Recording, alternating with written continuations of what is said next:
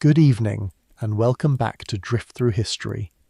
There are stories that belong to history, and there are stories that belong to something older and stranger than history. Stories that have been told so many times, in so many forms, across so many centuries, that they have ceased to be merely stories and become something closer to a landscape, a territory that every generation enters and rearranges to fit its own needs and its own fears and its own understanding of what a good king, a good knight, a good love, a good betrayal, and a good death are supposed to look like. Tonight we're going to enter that territory. We are going to tell the story of King Arthur, of Camelot and the Round Table, of Merlin and Morgan le Fay, of Lancelot and Guinevere, and the love that undid the best kingdom the Western imagination ever built, of the Grail that the knights rode out to find, and that most of them never found, and of the wound at the centre of the matter that has never fully healed. But we are also going to tell the story of the story, because the legend of Arthur is in many ways more interesting than any simple account of a historical king could be. It is the story of what a civilization dreams when it imagines the best version of itself. And the dream keeps changing, because the civilization keeps changing, and what it needs from Arthur keeps changing with it. There are people who take Arthur's historical reality as the starting point and work outward from there, who want to know who the real Arthur was, whether he existed at all, what the Britain of the 5th and 6th centuries actually looked like. There are people who take the legend as the starting point and work inward, who want to know what the story means, what it has meant across 14 centuries of continuous retelling, why it refuses to die. Tonight we're going to do both, because the two questions are more entangled than they might appear. The historical question and the literary question feed each other in ways that make Arthur one of the most fascinating case studies in the relationship between what actually happened and what a culture needs to believe happened. You cannot fully understand the legend without understanding the history, and you cannot fully understand the history without understanding why the legend was needed. So before we begin, take a moment to like the video and subscribe if this is genuinely what you come here for. And as always, I would love to know where in the world you're listening from tonight. Drop your city and your local time in the comments below. There is something that has always moved me about knowing this story is settling over different continents simultaneously. Some of you just ending your day, some of you far into the night. Now, dim the lights if you have not already. Let the room go soft.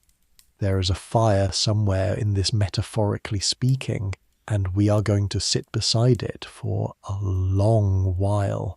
You have nowhere to be, and let us go back to the beginning, to a Britain that was falling apart, and to the darkness that made Arthur necessary. The Britain that produces Arthur, or rather the Britain that produces the need for Arthur, is the Britain of the late 5th and early 6th centuries CE, and it is one of the most poorly documented and most genuinely mysterious periods in the history of the British Isles. We call it the Dark Ages not because it was dark in any moral or cultural sense, but because the documentary record is thin to the point of near invisibility compared to what came before and what came after. Roman Britain, which had been a province of the empire for nearly 400 years, left us administrative documents, inscriptions, military records, and the physical infrastructure of roads and walls and towns. Medieval Britain, from roughly the 8th century onward, left us chronicles and charters and ecclesiastical records in growing abundance. The gap between them, the 5th and 6th centuries, left us almost nothing in the way of written records, and what it did leave us requires careful handling. To understand why this gap exists, you need to understand what happened to Britain when Rome withdrew. The conventional date for the end of Roman Britain is 410 CE, when the Emperor Honorius, beset by crises across the empire and unable to send military assistance to the British provinces, reportedly wrote to the cities of Britain telling them to look to their own defence. The reality was more gradual. Roman administrative and military presence had been weakening throughout the late 4th century as the empire's resources were stretched across too many frontiers, and local power structures had been filling the vacuum left by departing Roman institutions for decades before any formal declaration. But by the early decades of the 5th century, the legions were gone, the Roman administrative apparatus had collapsed, and the island was left to manage its own affairs with whatever local leadership had survived the transition. What those local affairs looked like is precisely what the historical record refuses to tell us with any clarity. We know from archaeology that the urban infrastructure of Roman Britain, the towns, the villas, the road network, the trading economy, deteriorated significantly in the 5th century, though the pace and completeness of this deterioration varied by region. We know from the same archaeological record and from a handful of textual sources that the vacuum left by Roman withdrawal was being filled simultaneously by competing forces. The Romanized British aristocracy trying to maintain some version of the order they had known, Irish raiders and settlers pressing on the western coasts, Pictish peoples pressing on the northern frontier where Hadrian's Wall had marked the empire's boundary, and, most consequentially for the Arthurian legend, the Germanic-speaking peoples whom the sources call Saxons and Angles and Jutes, who were crossing the North Sea in increasing numbers through the 5th century and establishing themselves on the eastern and southern coasts of Britain. This Saxon migration, which is what the Norman conquest was not, in the sense that the Saxons came not as a conquering army in a single event, but as a process of settlement and displacement that played out over generations, is the great background event of the Arthurian period. The Romanized British population of the lowland regions found themselves in an increasingly desperate situation as the 5th century progressed. Roman military protection was gone. The institutional framework that had maintained order was dissolving, and a new population was arriving in numbers large enough to eventually displace the existing culture over most of what is now England. The memory of this displacement, the sense of a civilization lost, of a better world that had been overwhelmed by a darker one, would become one of the deep emotional sources of the Arthurian legend. Arthur, whoever he was or was not historically, is the figure around whom that memory of resistance and loss crystallized. The earliest references to something that might be Arthur appear in sources of the late 6th and early 7th centuries, sources that are themselves problematic in their reliability and in the extent to which they can be taken as historical record rather than poetic or hagiographic convention. The Welsh poem Y Gododin, thought to have been composed around 600 CE and preserved in a later manuscript, contains a single line that compares a warrior's bravery to Arthur's. He fed black ravens on the ramparts of the fortress, though he was not Arthur, which implies that Arthur was already, by the early 7th century, a figure whose valour was a byword. This is the earliest possible reference to Arthur in any source, and it tells us only that a figure called Arthur was associated, in the Welsh heroic tradition of the late 6th or early 7th century, with great military accomplishment. It tells us nothing about when Arthur lived, where he fought, or what he did. The next significant source is Nennius, or rather the text conventionally attributed to Nennius, a Welsh monk of the early 9th century, whose Historia Brittonum is a compilation of earlier sources and traditions rather than an original historical work. The Historia Brittonum includes a passage describing 12 battles in which Arthur fought against the Saxons and won, culminating in the Battle of Baden Hill at which Arthur himself killed 960 men in a single charge. The name of Arthur appears here as the Dux Bellorum, the leader of battles, not as a king but as a military commander, which is both historically plausible for the period and suggestive of the oral tradition the text was drawing on. The 12 battles, including Baden Hill, have been the subject of intensive historical and geographical speculation for centuries, with various scholars proposing locations across Britain for each site. And the uncertainty about the locations tells you something essential about the evidence. We are dealing with tradition rather than documentation, with the echoes of stories rather than with records. The Battle of Baden Hill is the one element of the Proto-Arthurian narrative that has a reasonable claim to historical substantiation because it is mentioned by an earlier and more reliable source. Gildas, a British cleric writing in the mid-6th century, whose De Excidio et Conquestu Britanniae, on the ruin and conquest of Britain, is one of the very few contemporary texts from the period and is therefore extraordinarily valuable. Gildas mentions a siege of Baden Hill and describes it as a significant British victory over the Saxons, a victory he associates with the activity of the British leader Ambrosius Aurelianus. The notable thing about Gildas's account is what it omits. There is no mention of Arthur anywhere in the text. For historians who want a historical Arthur, this omission is a problem. For historians who are sceptical, it is evidence. Gildas was writing within what would be, on most scholarly reconstructions, living memory of the events he describes, and his failure to name Arthur in connection with Baden, the battle that the later tradition makes Arthur's greatest victory, suggests at minimum that Arthur's centrality to the British resistance was not an established fact in the mid-6th century.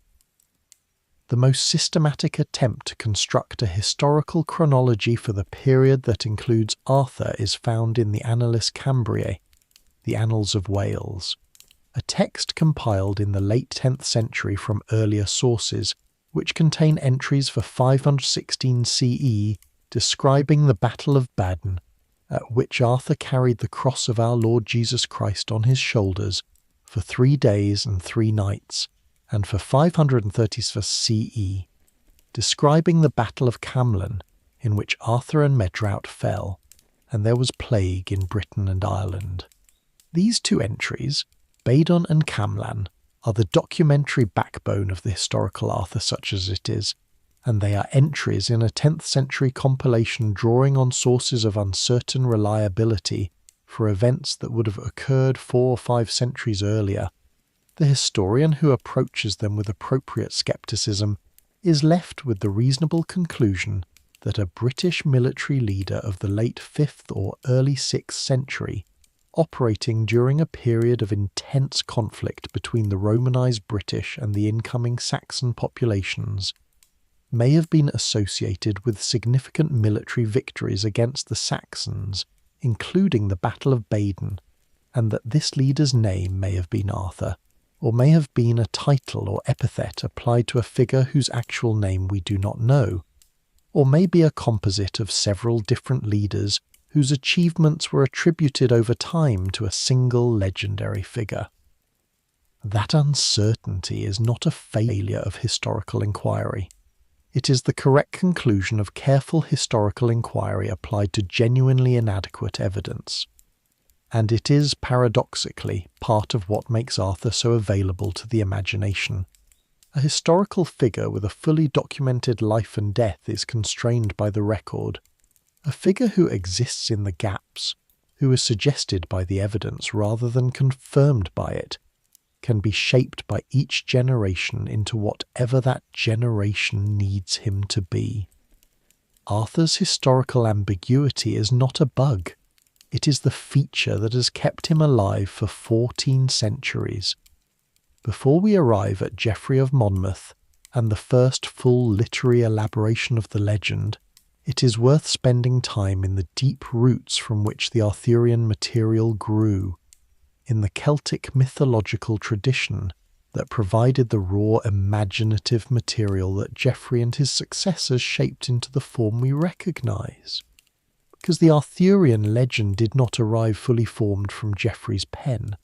It assembled itself over centuries from elements that were old before Geoffrey was born, from the Welsh heroic tradition, from Irish mythology, from the specific metaphysical imagination of the Celtic peoples whose relationship to the supernatural world was organised around different assumptions than the Christian theology that would eventually absorb and reshape everything it touched.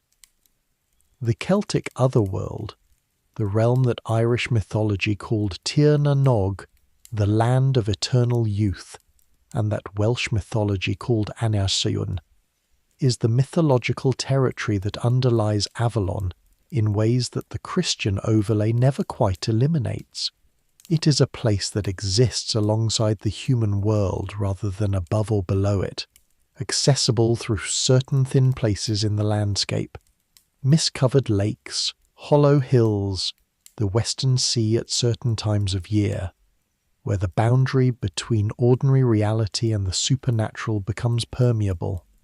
It is characterized by abundance and timelessness, food and drink that never run out, eternal youth for those who enter, a suspension of ordinary time that means travellers who spend what feels like days in the other world may return to find centuries have passed. Avalon, where Arthur is taken to be healed, is this otherworldly place dressed in a Christian allegorical garment. The Isle of Apples, the refuge beyond the western sea, the place where death is not death but healing and waiting.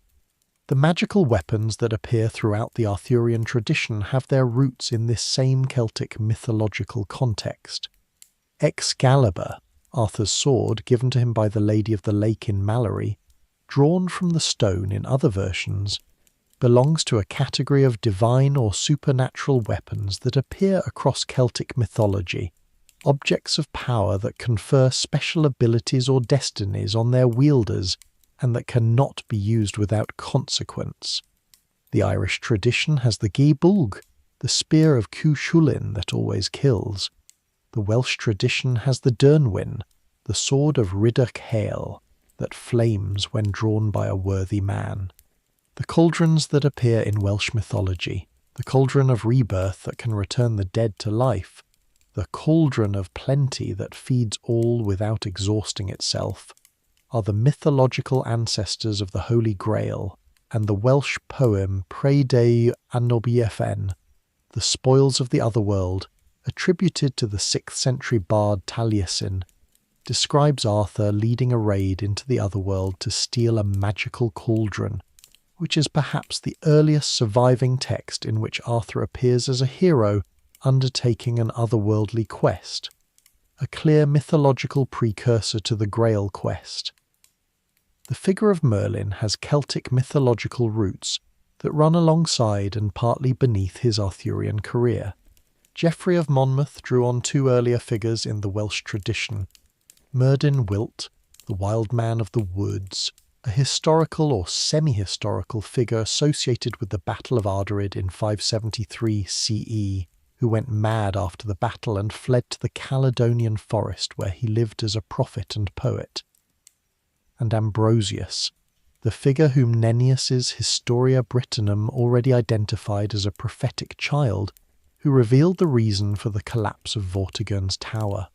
Geoffrey combined these 2 figures into his Merlin, giving him Ambrosius's prophetic gifts and Myrddin's bardic wildness, and creating in the process a figure of considerably more complexity than either of his sources, a man who stands at the intersection of the natural and supernatural worlds, who is simultaneously druid and wizard and prophet and political architect, whose knowledge spans past and future in ways that make him uncanny, even in a world where the uncanny is common.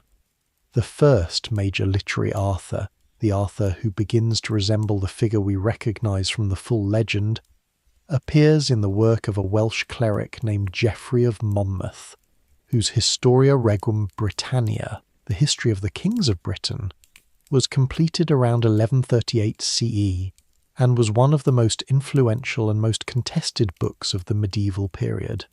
Geoffrey claimed to be translating from a very ancient book in the British tongue brought to him by his friend Walter of Oxford, a claim that most subsequent scholars have concluded was either wholly invented or heavily embellished. No such ancient source has ever been found, and the sophisticated narrative architecture of Geoffrey's text suggests an original work of considerable literary ambition rather than a translation of a pre-existing chronicle.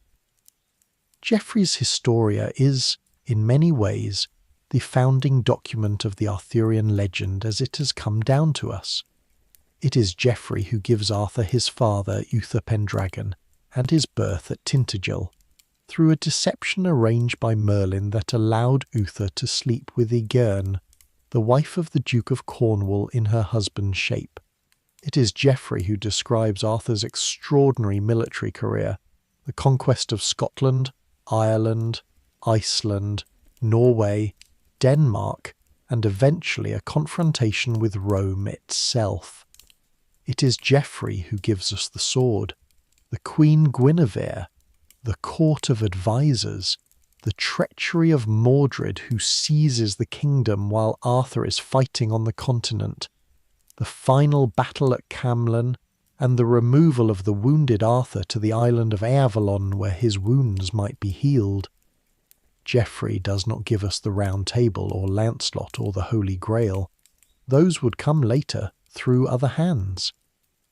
But he gives us the essential shape of the story, the glorious king, the great kingdom, the internal betrayal, and the ambiguous ending that promises return.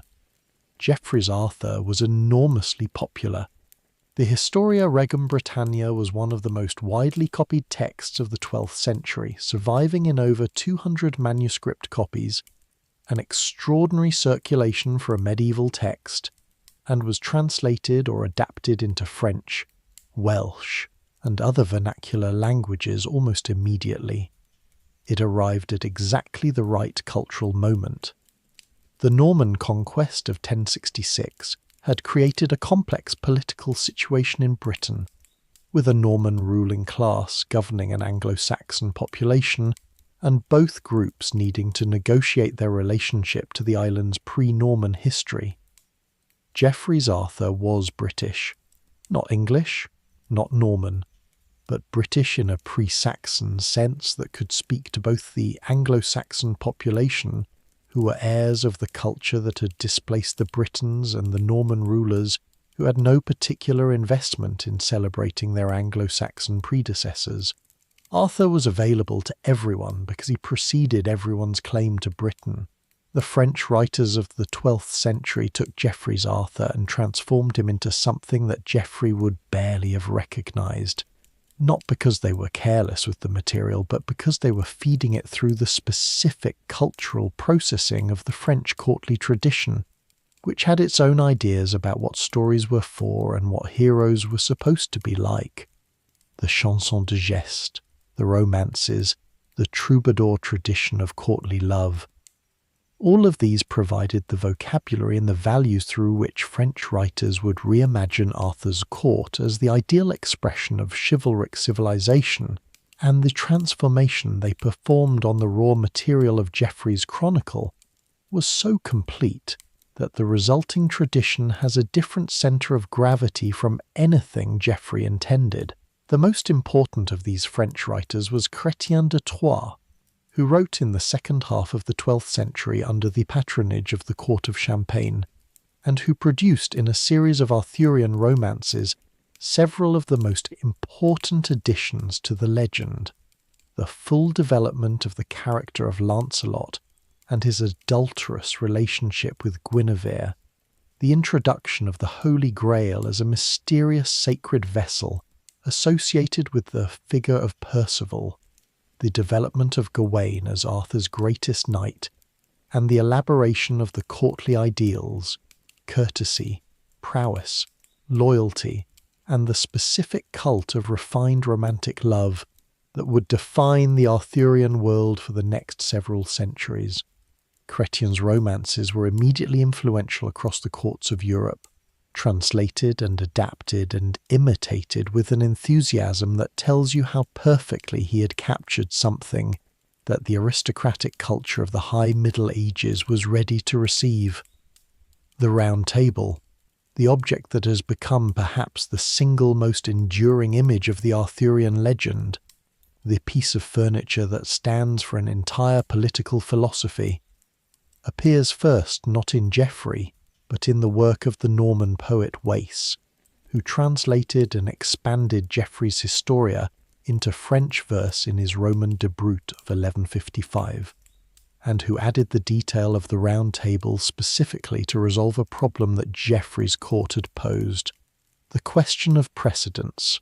In a medieval court, where you sat at the king's table indicated your rank and your relationship to the king, and disputes about seating order were not trivial matters. A round table has no head. Every seat is equivalent. The political implication is clear. A king who seats his knights at a round table is making a statement about a particular kind of equality among the great, a fellowship of peers rather than a hierarchy of subordinates. The image caught the imagination of the entire subsequent tradition and has never let go. The 13th century produced the great prose cycle that crystallized the legend into something close to its full canonical form.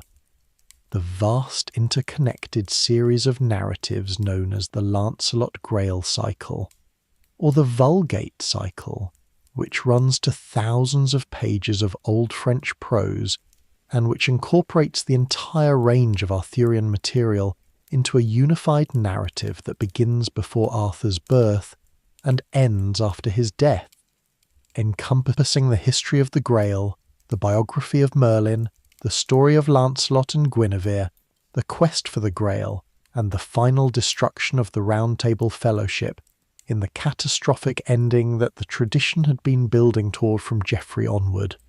The Vulgate cycle is where the fully articulated theology of the Round Table and the Grail finds its most complete expression, and its specific interpretation of what the legend means is worth pausing on, because it shapes everything that comes after. In the Vulgate reading, the Round Table Fellowship is essentially a secular replica of the Fellowship of the Apostles, a company of chosen men gathered around a holy centre, called to a spiritual mission that their human failings make them collectively unable to fully accomplish. The Grail, which in the Vulgate cycle has been definitively identified as the vessel of the Last Supper and the cup that caught Christ's blood at the crucifixion, brought to Britain by Joseph of Arimathea, is the object of the quest that the Knights of the Round Table must undertake, and the quest is fundamentally a spiritual test rather than an adventure. The knights who succeed in the Grail quest are the knights who have achieved a degree of spiritual purity that makes them worthy of the vision. Galahad, the son of Lancelot and the pure knight without sin, is the one who achieves the full vision of the Grail and is translated directly to heaven. Percival and Bors witness it partially and survive to tell the story. Everyone else fails. Lancelot fails. This is the central tragedy of the Vulgate cycle, and arguably of the entire Arthurian tradition. Lancelot is the greatest knight in the world, the champion of the Round Table, the defender of Guinevere, the embodiment of every chivalric virtue that the tradition celebrates. He is also an adulterer, conducting a decades-long affair with his king's queen that he cannot bring himself to end, even when he knows it is destroying both him and the kingdom. His sin is specifically the sin of loving rightly in the wrong direction. His love for Guinevere is genuine and profound, but it is misdirected away from God and toward a human object, and the consequence of this misdirection is that he is shut out of the Grail mystery at the very moment when his physical and martial prowess would otherwise make him its most obvious candidate. He comes closest, he sees the outer chamber of the Grail, is struck down senseless on the threshold, but cannot enter. The sight of him lying unconscious outside the chamber, where the lesser knights Percival and Bors are receiving the vision he cannot share, is one of the most powerful images in the entire tradition. The theological framework of the Vulgate cycle places the Arthurian tragedy within a providential scheme in which the fall of the Round Table is not merely a political disaster, but a moral consequence, the inevitable outworking of sins that the Fellowship has been accumulating across the length of the cycle. Lancelot's adultery with Guinevere is the central sin, but there are others. The incest of Arthur himself, who in the Vulgate tradition sleeps unknowingly with his half-sister Morgause and begets Mordred, the child who will destroy him. The pride of various knights, the failures of charity and loyalty that accumulate across hundreds of pages of narrative. The Round Table falls in this because it deserves to fall. Not entirely, not without tragedy, but because no human institution that is built on compromised foundations can stand forever.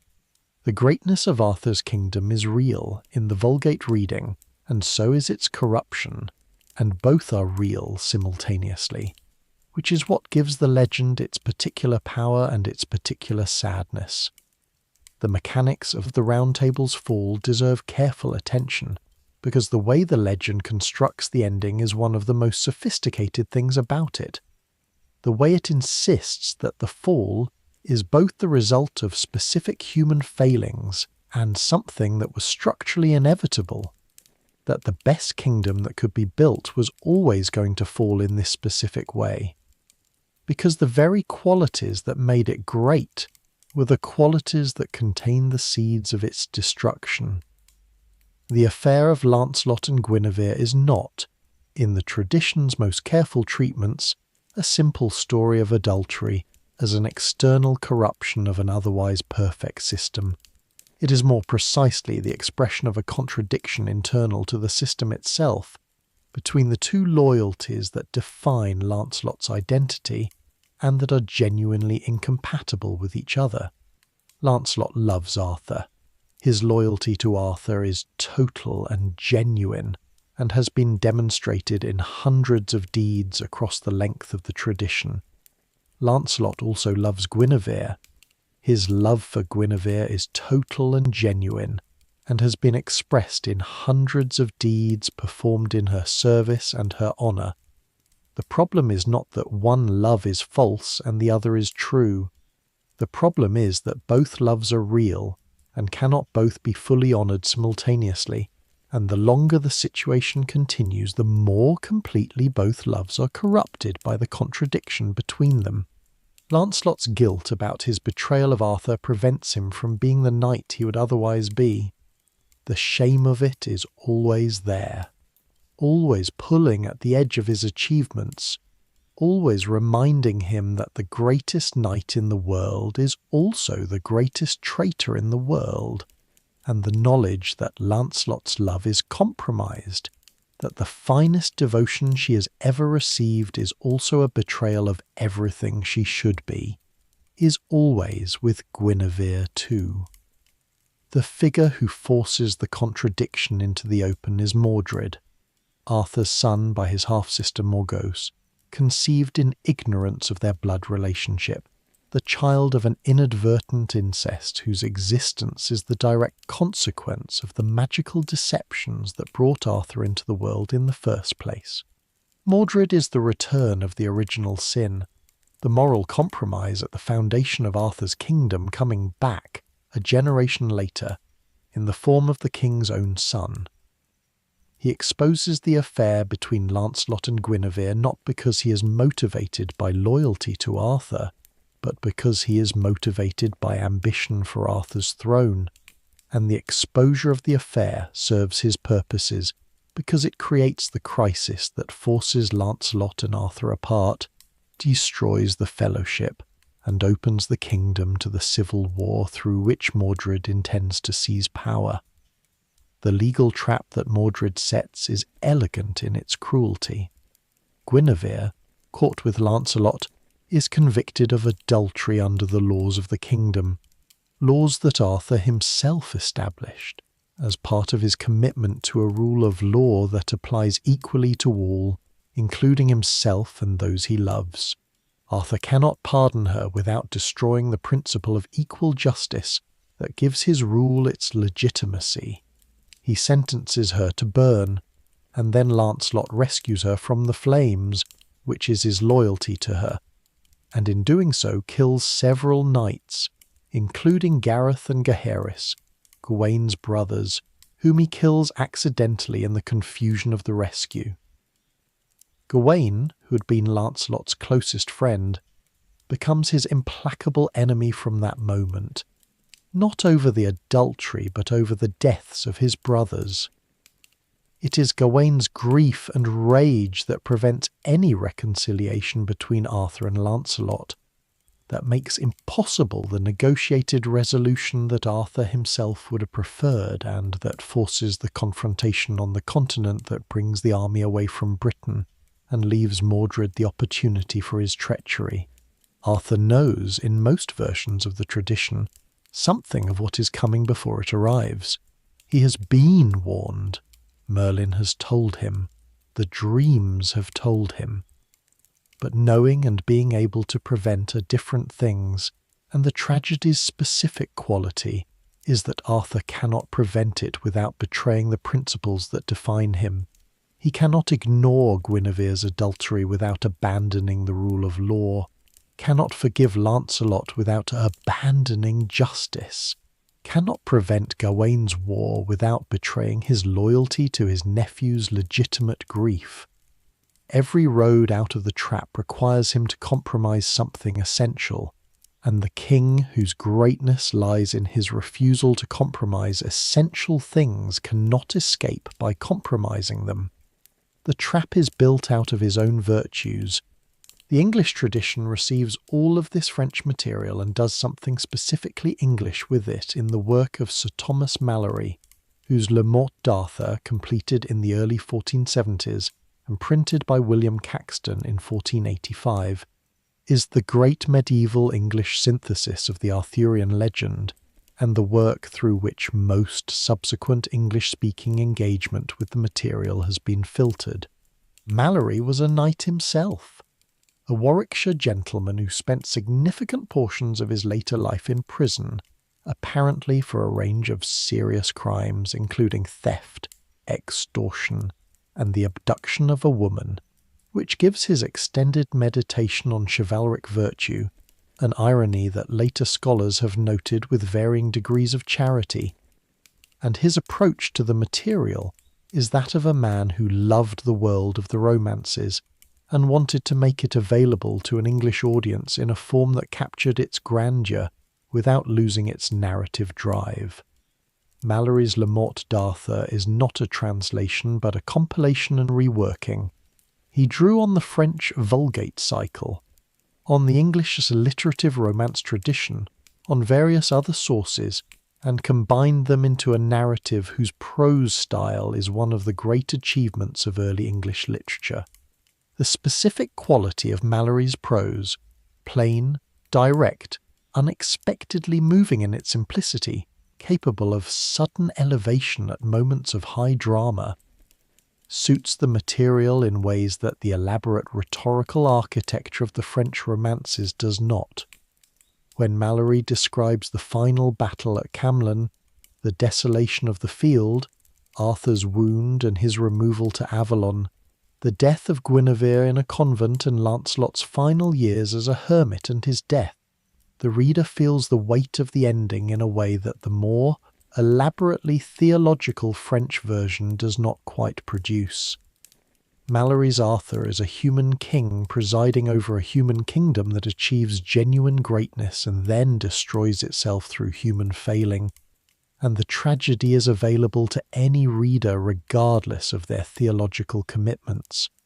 The famous passages of Malory's ending have never been surpassed as expressions of the legend's emotional core. When Bedivere finally throws Excalibur into the lake, twice delayed by his inability to waste such a magnificent thing, and a hand rises from the water to catch it and draw it under, the gesture concentrates everything the legend has been building toward, the magic that was always there, the king who is not quite human and not quite dead, the world that is passing and yet somehow not entirely gone. When Arthur himself, being carried to the water's edge, says that he will go into the Vale of Avilion to heal himself of his grievous wound, and that if Bedivere ever hears word of him, he may come to him, and when Bedivere watches the barge with the 3 queens sail away into the night and dawn, and sees nothing on the water but wave and wind, these are moments that have lodged in the imagination of the English-speaking world for 500 years and show no sign of loosening their grip. The question of what the Round Table actually stood for, what political philosophy it was trying to express, what model of governance and community it was proposing, is one that the tradition itself debates with considerable sophistication across its various versions, and the answer changes in interesting ways depending on which version you're reading and which period produced it. In the earliest French romances, the Round Table is primarily an aesthetic and social achievement, but the specific content of the chivalric code that the Round Table Fellowship was supposed to embody deserves direct examination, because the code is more complicated and more interesting than the popular image of medieval knights as noble warriors fighting for ladies' honour would suggest, and because the legend itself is, in many ways, a sustained and sophisticated critique of the code it celebrates. Chivalry as a formal code, as a set of explicitly articulated principles governing the behaviour expected of a knight, emerged in the 12th and 13th centuries in roughly the same period that the Arthurian romances were being written, and the relationship between the two was mutually constitutive. The romances provided the idealized images that the chivalric code was trying to describe, and the chivalric code provided the ethical framework within which the romances were being read and judged. The code required several distinct and sometimes contradictory things simultaneously: military excellence and physical courage in the service of one's lord, courtesy and refinement of manners in social situations, generosity to the poor and protection of the weak, service to ladies including the specific conventions of courtly love, and a degree of religious devotion expressed in the crusading ideal and in the relationship between knightly service and divine sanction. The contradictions between these requirements, between the warrior who must kill efficiently and the gentle knight who must speak softly to ladies, between the service to one's lord and the service to an abstract code of honour that might sometimes override that service, between the religious ideal of spiritual purity and the erotic element of courtly love service, were recognised by the people who articulated the code and were built into the system as productive tensions rather than resolved as simple contradictions. The Arthurian tradition is saturated with these tensions, which is one of the things that makes it a literature of genuine moral seriousness rather than simply a literature of adventure and romance. When Lancelot rescues Guinevere from the fire, he is being simultaneously the perfect knight, loyal to his lady, physically brave, technically accomplished, and the great traitor, the man whose loyalty to his lady has overridden his loyalty to his king. When Gawain refuses to abandon his war against Lancelot even when it is destroying the kingdom, he is being simultaneously loyal to the obligation of blood revenge that the chivalric code required, and destructive, because the same code that demanded his loyalty to his brother's memory also demanded loyalty to the king and the fellowship. The code does not resolve these tensions, it produces them, and the legend that the code generated is a literature of those tensions, an exploration of what happens when genuinely good people, following genuinely good principles in good faith, find themselves in irresolvable conflict. The specific failure mode of the Round Table is not that the knights are bad people. Most of them are genuinely good people, genuinely trying to live by the values the code prescribes. The failure is structural, the values themselves, in the specific combinations and with the specific priorities the fellowship expresses, generate contradictions that no amount of personal virtue can resolve.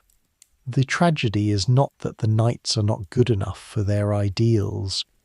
The tragedy is that the ideals themselves, however beautiful and however genuinely aspired to, contain within them the seeds of the particular destruction that befalls the fellowship. This is a more sophisticated moral analysis than most popular narratives of heroism offer, and it is one of the reasons the legend has sustained serious literary engagement for 8 centuries.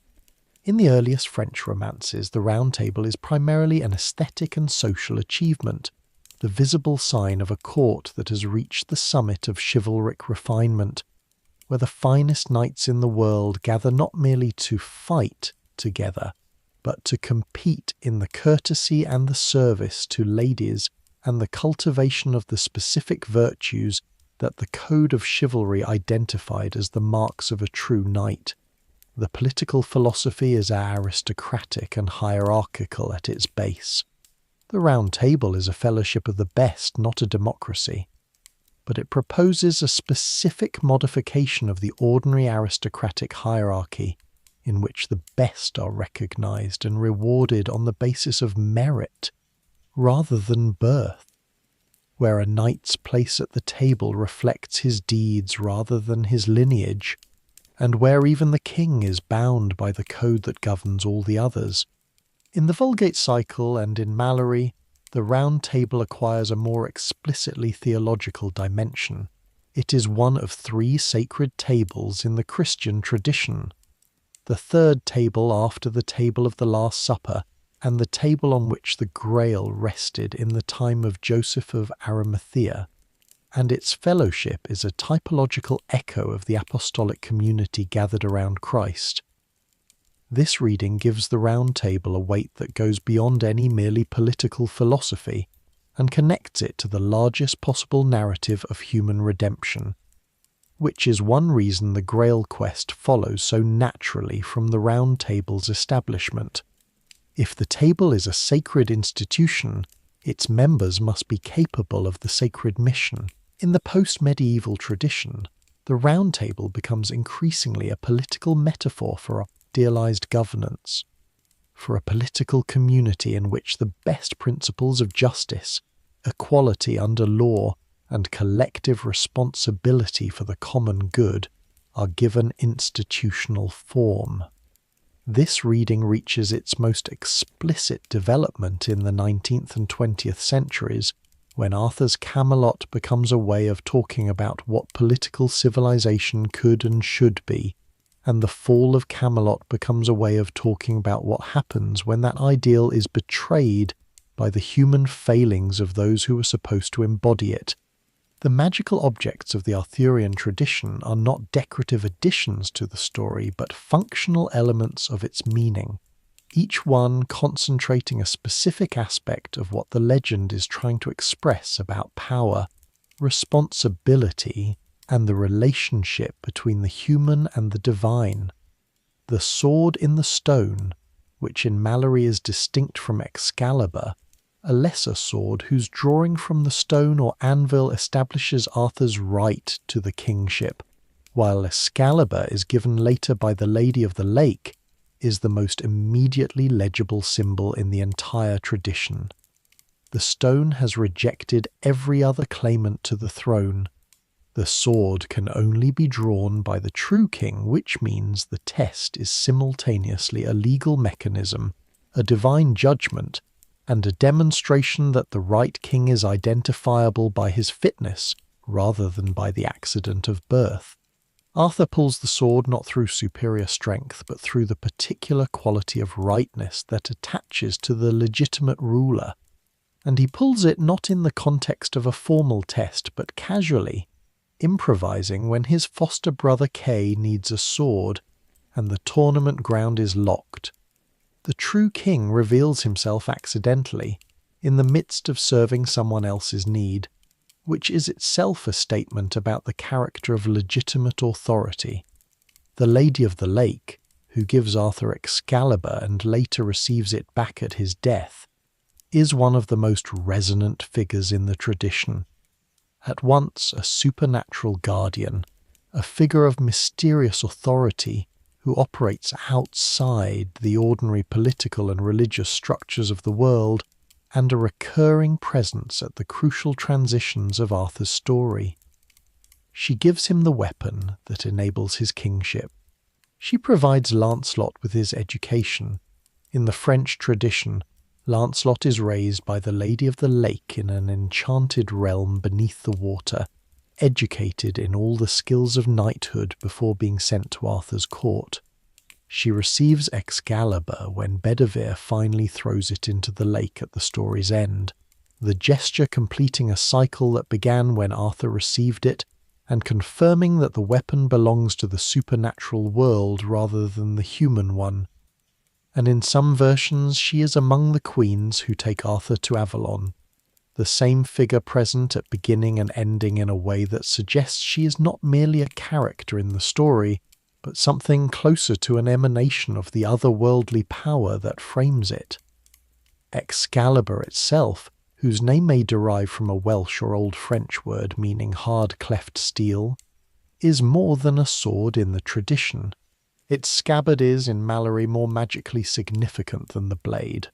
Whoever wears the scabbard will lose no blood from wounds, a protective magic that makes the king invulnerable to death in battle, as long as he possesses it.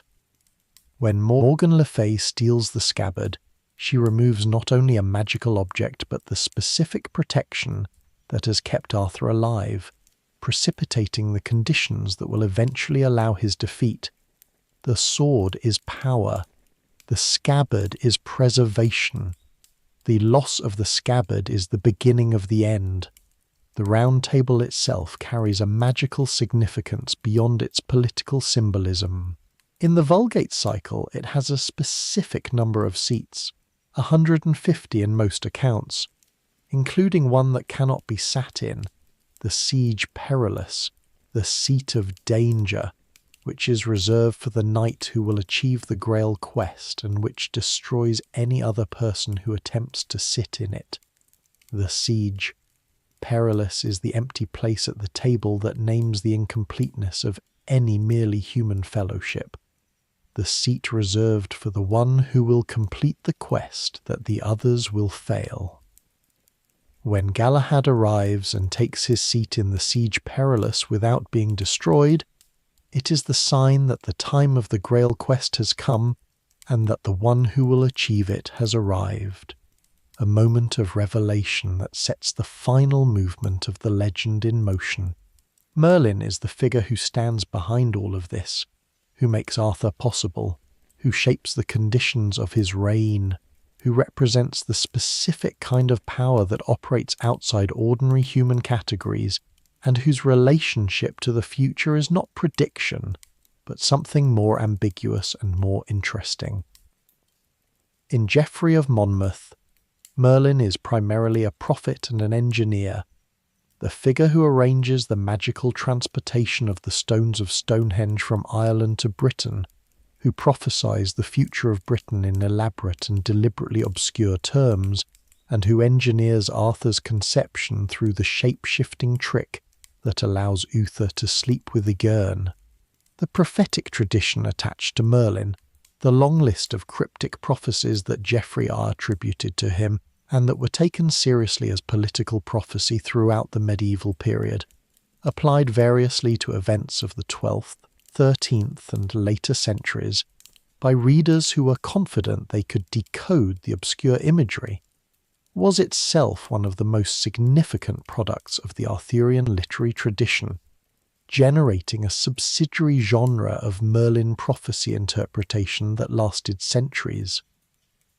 In the later tradition, Merlin becomes the figure who is simultaneously the architect of Arthur's success and the character most directly implicated in the tragedy. He creates the conditions that will eventually destroy what he has built, and he knows this because the specific quality of his knowledge is that it sees the future but cannot change it. He knows that Mordred will be Arthur's undoing. He knows that the affair of Lancelot and Guinevere will destroy the fellowship. He arranges Arthur's conception through an act of deception that will have moral consequences he cannot prevent. And in most versions of the tradition, he is removed from the story before its ending, trapped or enchanted by the woman he loves, Nimue or Viviane, the Lady of the Lake, who uses the magic he teaches her to entrap him in a cave or a tree or a tower of air, removing the one figure who might have prevented the catastrophe that follows. The pathos of Merlin's fate is not that he is destroyed by his enemies, but that he is undone by his love, which is perhaps the most characteristically Arthurian kind of ending.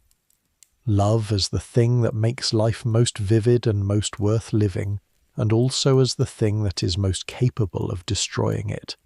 Morgan Le Fay, Arthur's half-sister, the enchantress who appears sometimes as his enemy and sometimes as his final guardian, is one of the most complex and most variously interpreted figures in the tradition, and her shifting presentation across the different versions of the legend tells you a great deal about the cultural concerns of the periods that were reworking her.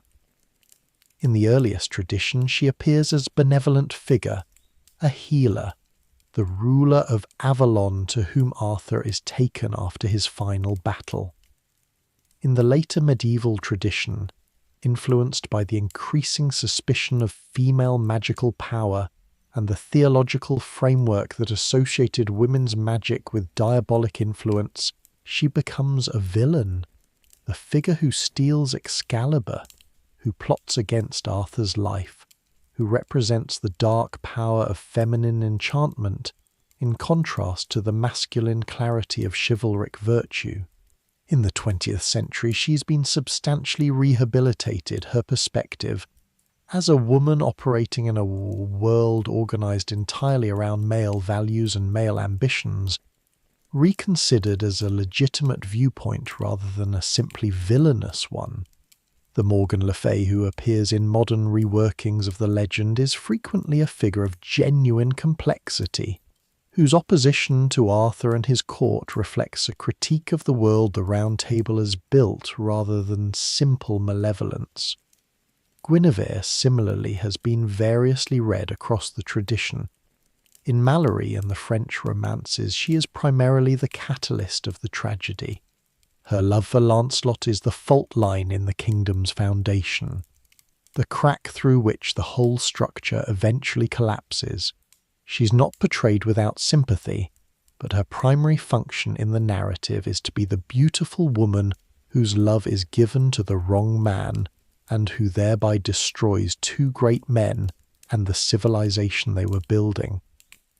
The modern tradition has been considerably more interested in her perspective, in what it meant to be the queen of the greatest kingdom in the world, married to a man who was more invested in his mission than in his marriage, in love with a man whose devotion to both her and her husband was genuine, but whose love for her was a betrayal of both.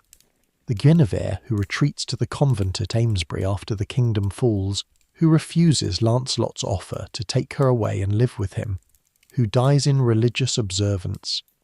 This is a woman who has understood something about herself and her situation that the romance convention of courtly love does not entirely capture, and whose choice at the end is one of the genuinely tragic moments in the tradition.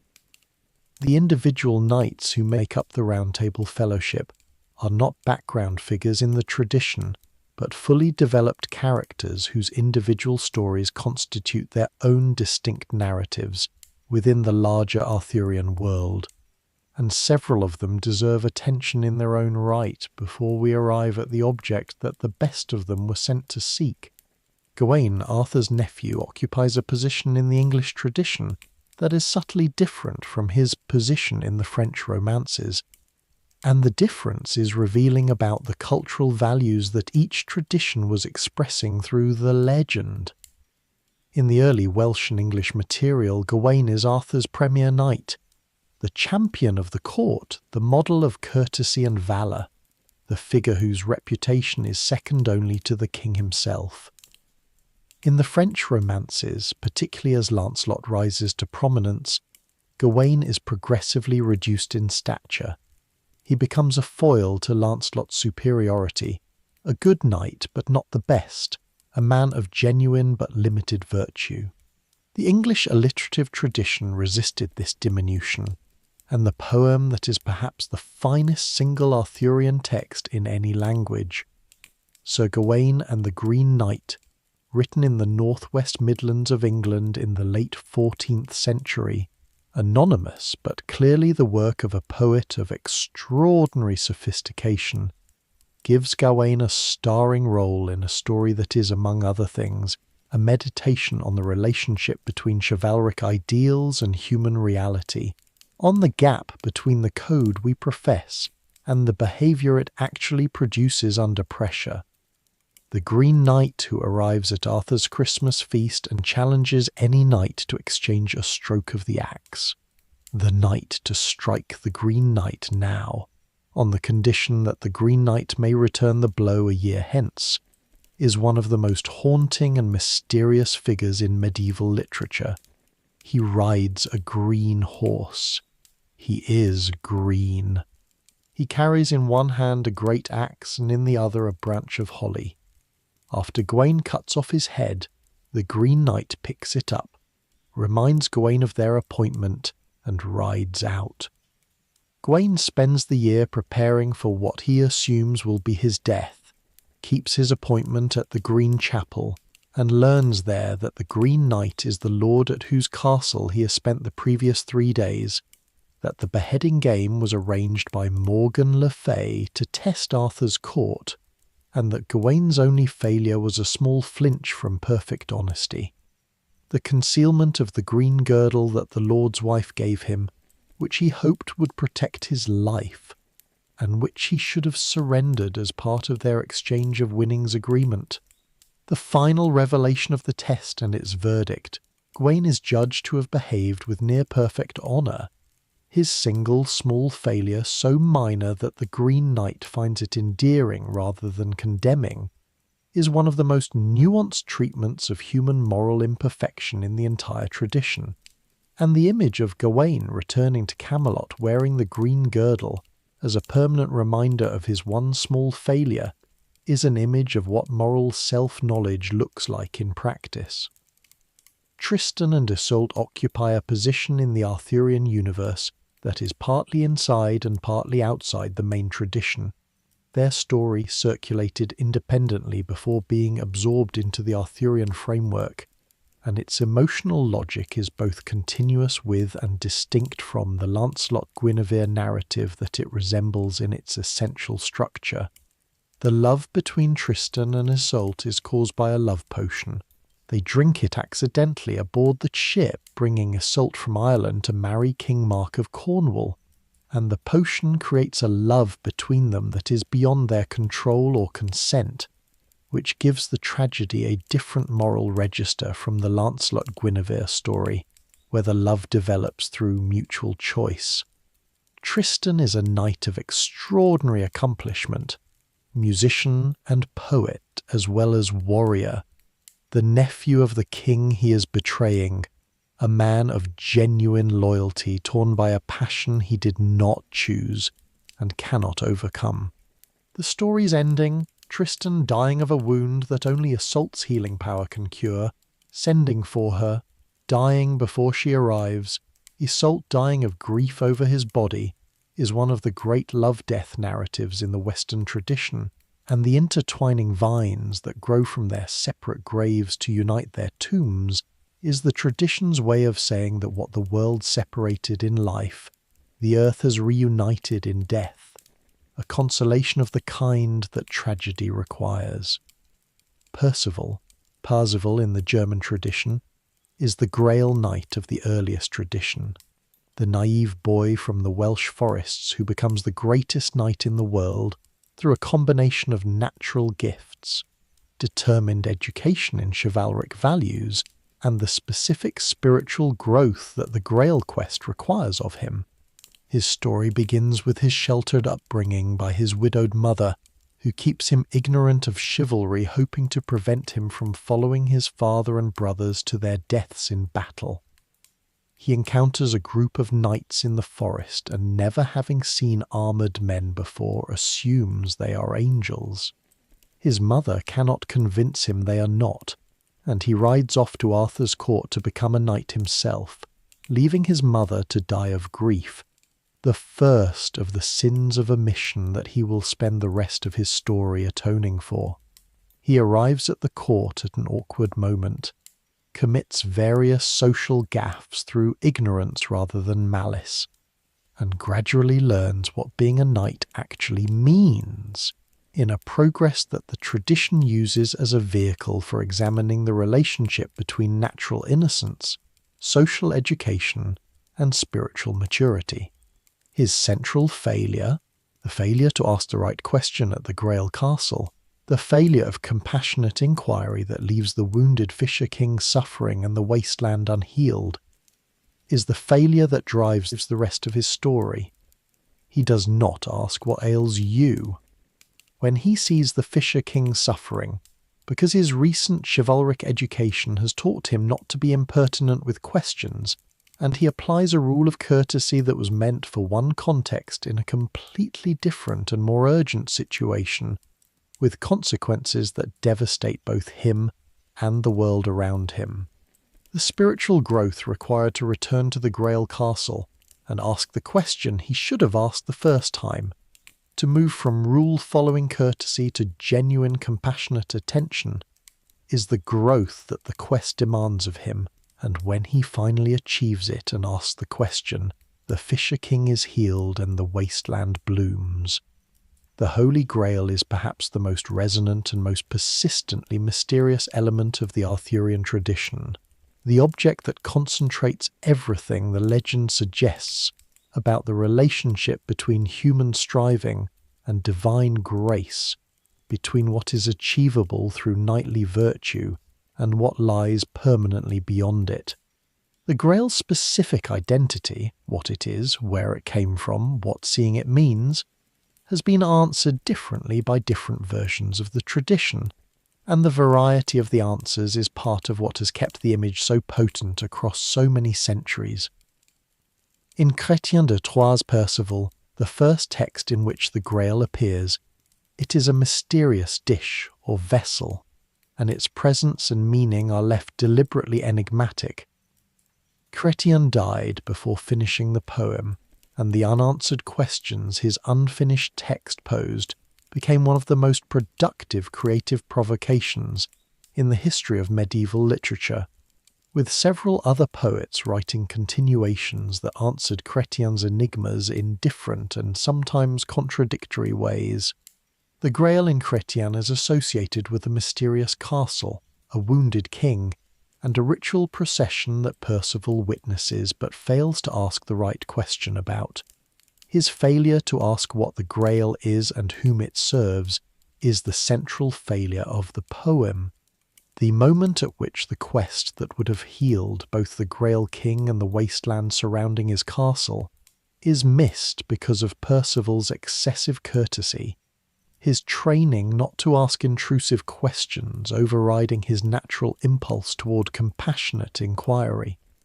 The identification of the Grail with the chalice of the Last Supper and the cup of Christ's blood, which the Vulgate cycle makes central, is a later development that gives the Grail quest its explicitly Christian theological meaning.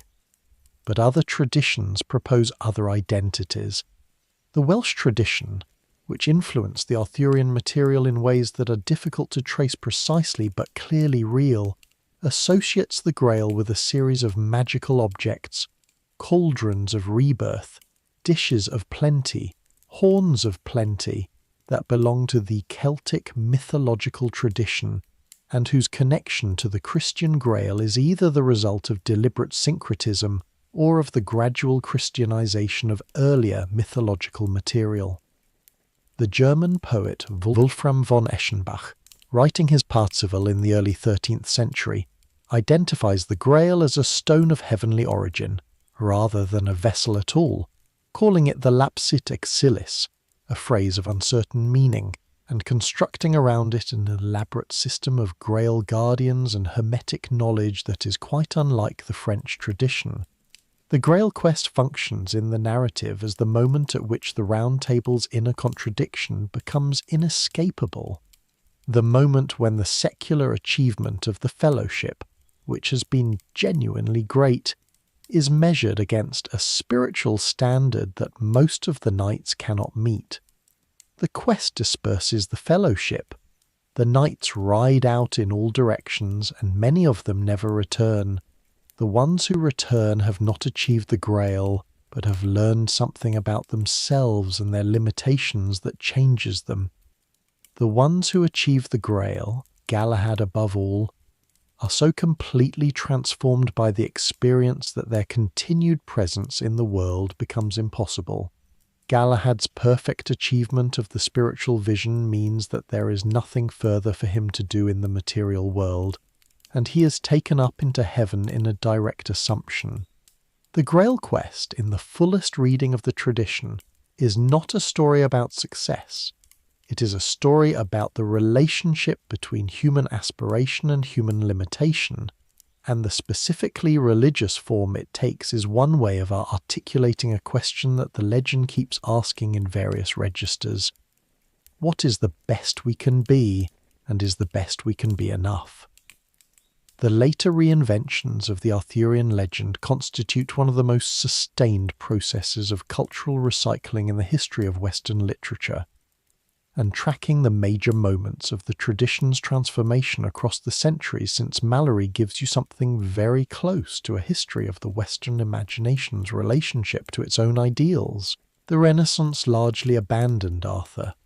The humanist intellectual tradition was more interested in classical antiquity than in medieval chivalry, and the courtly ideology of the Round Table was associated with a medieval world that educated Europeans of the 16th and 17th centuries were, to varying degrees, trying to define themselves against.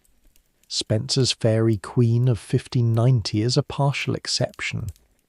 Prince Arthur appears as a major character in the elaborate allegorical structure of the poem, representing the virtue of magnificence and pursuing the figure of Gloriana, clearly a compliment to Elizabeth Thane.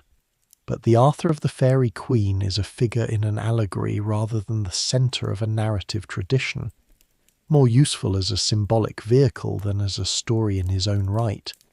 The real revival of serious literary engagement with Arthur comes in the 19th century, and it comes directly from the Romantic movement's relationship to the medieval past. The Romantics were the generation that rediscovered and re-evaluated medieval culture, that found in the Middle Ages not the darkness and ignorance that the Enlightenment had seen there, but a world of spiritual intensity, communal solidarity, and aesthetic vitality that the industrial present seemed to have lost. Walter Scott's historical novels, the Gothic revival in architecture, the Pre-Raphaelite Brotherhood's celebration of medieval visual art, all of these were expressions of the same cultural impulse, and Arthurian legend was one of the richest available resources for a generation that wanted to find in the medieval past a mirror for its own anxieties and aspirations. Alfred Lord Tennyson's Idylls of the King, published in instalments between 1859 and 1885, is the great Victorian synthesis of the Arthurian legend, and one of the most influential literary treatments of the material in any language.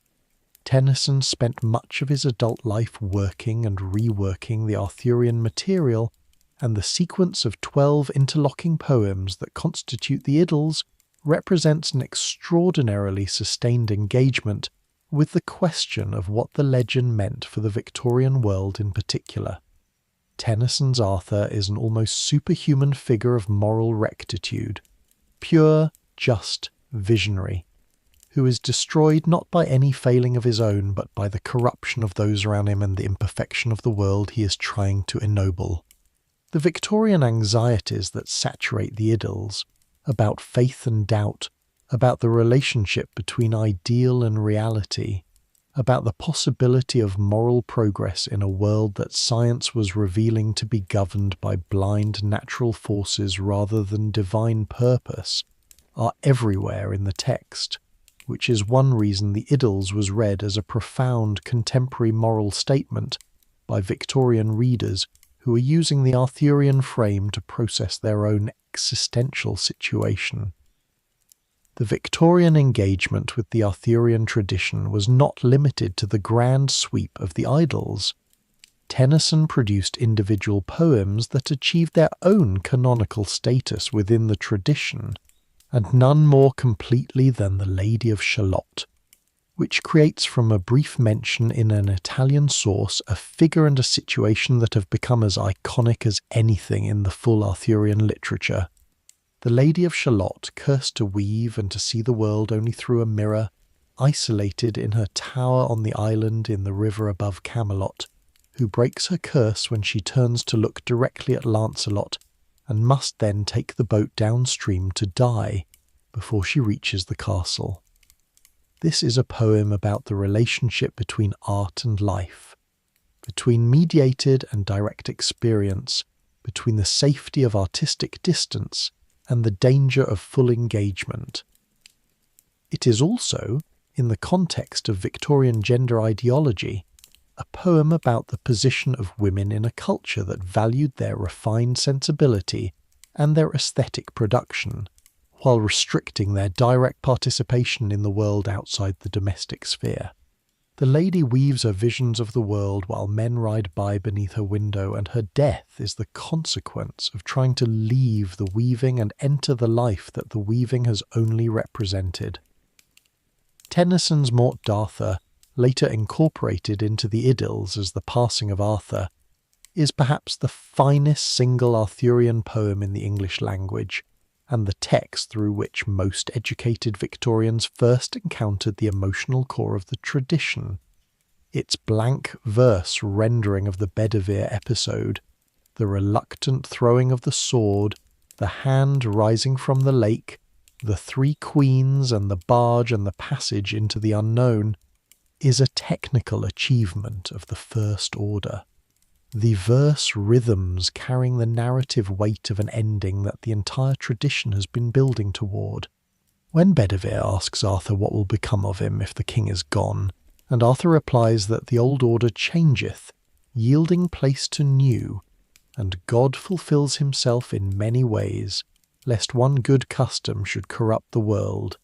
This is Tennyson working at the intersection of his Arthurian material and his own deepest preoccupations, using the medieval frame to address the Victorian crisis of faith and continuity, the question of what remains when the old certainties have dissolved. The Pre-Raphaelite painters, Rossetti, Burne-Jones, Millais and their associates, produced a visual art of the Arthurian legend that was simultaneously aesthetically extraordinary and culturally revealing.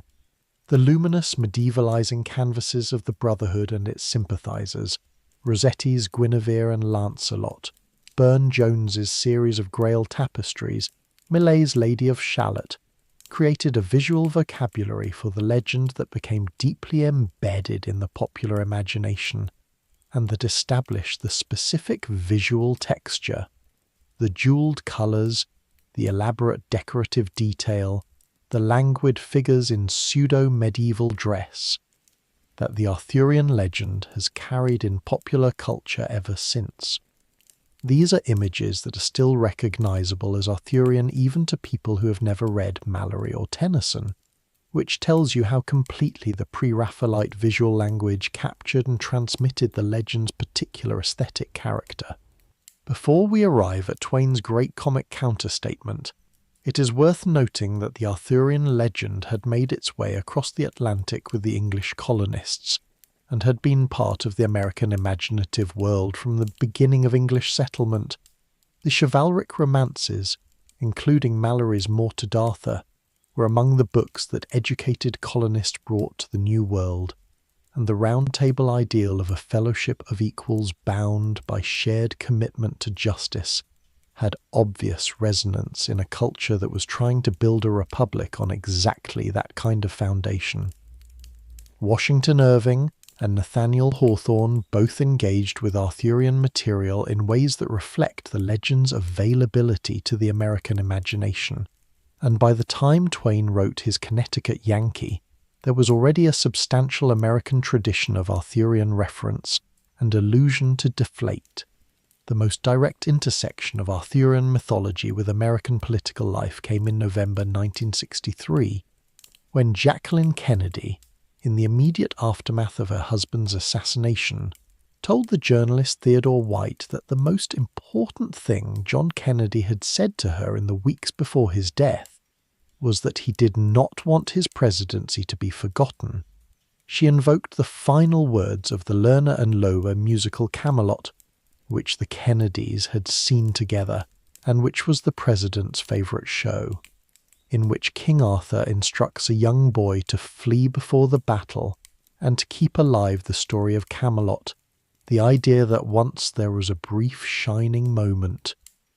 The image of the Kennedy presidency as Camelot, an idealized kingdom of youth and promise cut short before its time, was created in that conversation and has shaped American political memory ever since.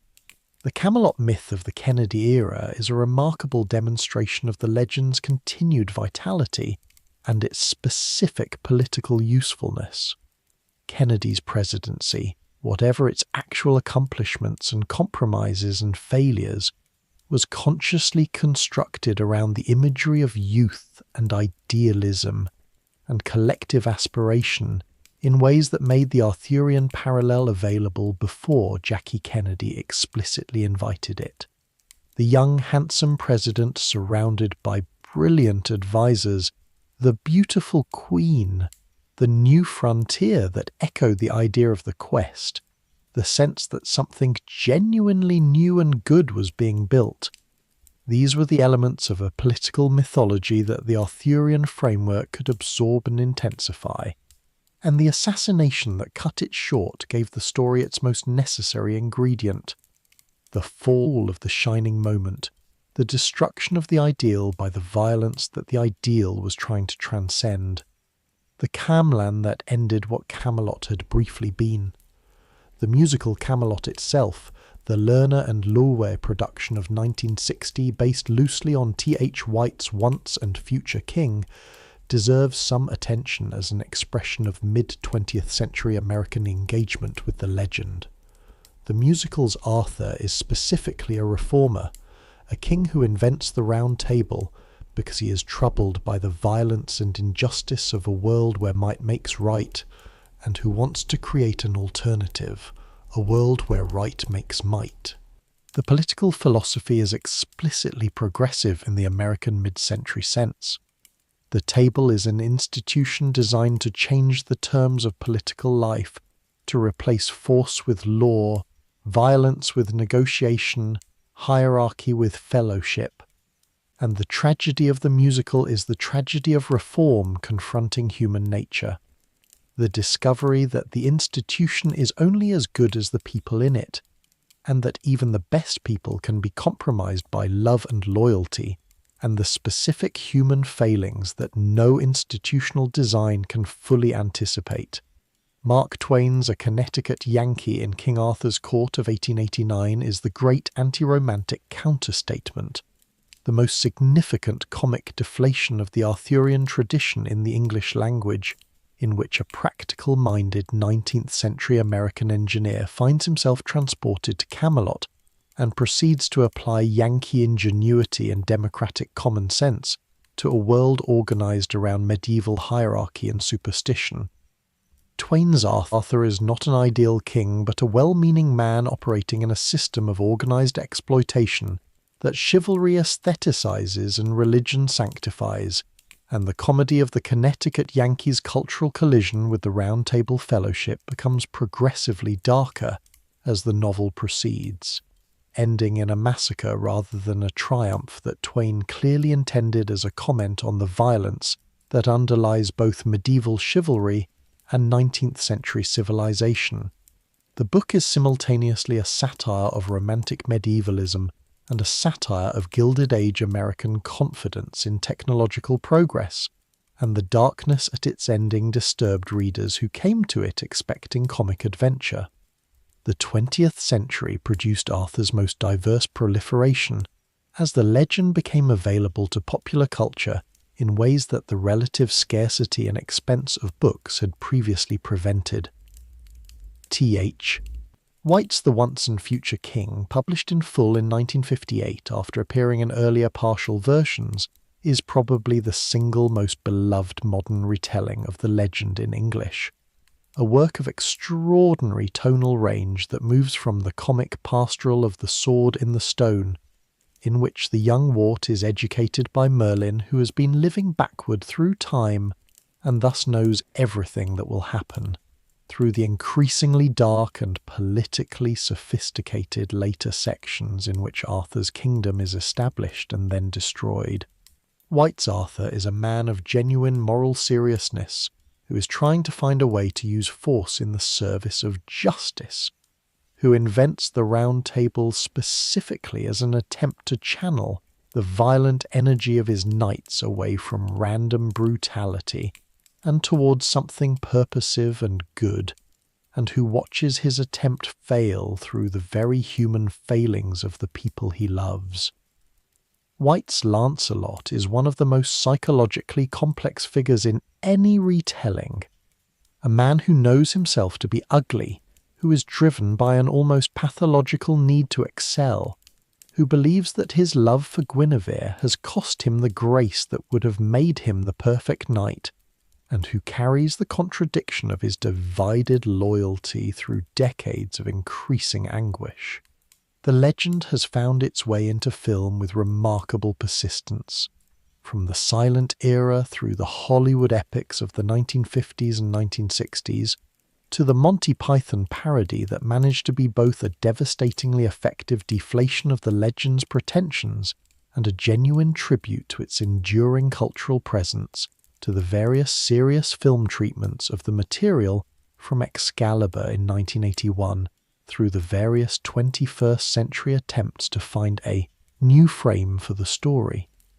Each film version is, among other things, evidence of the culture that produced it, its assumptions about what heroism looks like, what gender means, what the relationship between individual and community should be, what we think is funny about the conventions of knighthood and what we find genuinely moving in them despite knowing better. Marion Zimmer Bradley's The Mists of Avalon, published in 1982, is the most influential feminist retelling of the legend, and one of the most significant reframings of any canonical narrative in 20th century popular fiction. Bradley told the Arthurian story entirely from the perspective of its female characters, Morgane, Gwenhwyfar, Igraine, Nimue, and in doing so fundamentally changed the legend's moral and political centre of gravity. The world of the Arthurian tradition, seen from Morgane's perspective, is a world in which the old religion of the goddess is being systematically displaced by the new patriarchal Christianity, in which the women who embodied the older spiritual tradition are progressively marginalized, demonized, and destroyed by a religious political project that identifies female spiritual power as dangerous and must suppress it to sustain itself. The Morgane of the Mists of Avalon is not a villain but a priestess, not a wicked enchantress but a woman doing her best to preserve a tradition she believes in against a tide of historical change she cannot stop. Bradley's retelling was enormously influential on subsequent popular fiction's relationship to the Arthurian material, and the feminized, spiritually pluralistic Arthur that has appeared in much popular fantasy fiction since the 1980s owes a direct debt to the perspective shift that the Mists of Avalon performed.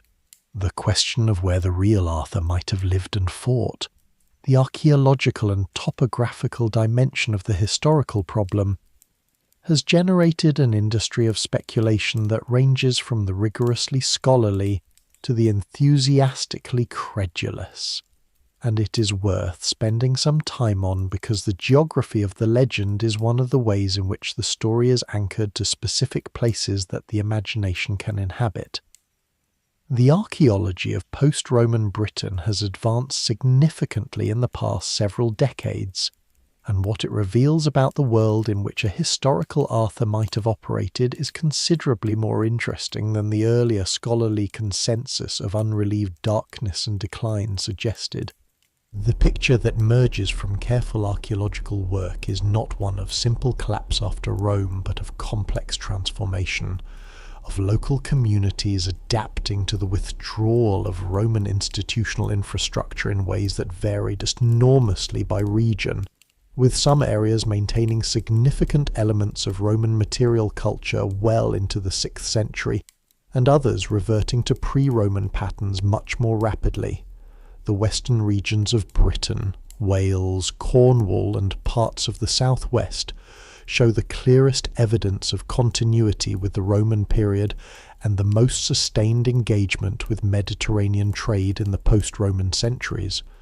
The imported pottery from the eastern Mediterranean that appears at sites like Tintagel and Cadbury and several other western British sites in the late 5th and 6th centuries demonstrates that whoever was living in these places was wealthy enough and connected enough to maintain trading relationships with the Byzantine world at a period when the eastern Mediterranean was still, under Justinian and his successors, a highly productive and commercially active civilization. This Mediterranean trade, olive oil and wine in distinctive amphorae, fine redware pottery from North Africa and the Aegean, appears precisely at the sites that the Arthurian tradition has associated with Arthur and his period, and in precisely the quantities that suggest a small number of very wealthy and powerful individuals rather than widespread commercial activity. The hill forts that were reoccupied and refortified in the late 5th and early 6th centuries, Cadbury in Somerset, South Cadbury, Dinas Powys in Wales, Dunad in Scotland, and a number of others, represent the military and political organisation of this Western British aristocracy in physical form. These were not Roman-style buildings. No one in post-Roman Britain was constructing the civic architecture of the imperial period.